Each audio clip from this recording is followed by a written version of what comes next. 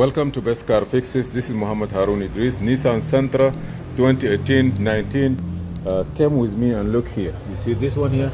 This is a radar sensor or radar module, which is located here. And anytime you move it or anything happen or work, you have to adjust it using special tools. If it's not while you are driving, you will get some codes or some warning light, and it may beep on you while you're driving.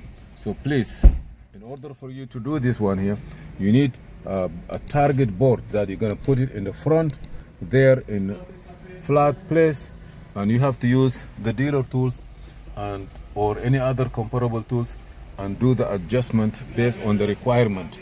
It must not minus or up 0.34 or 0.9. There is a good measurement for it. Please subscribe, share and like, and be safe on the road. And see you, Muhammad Idris.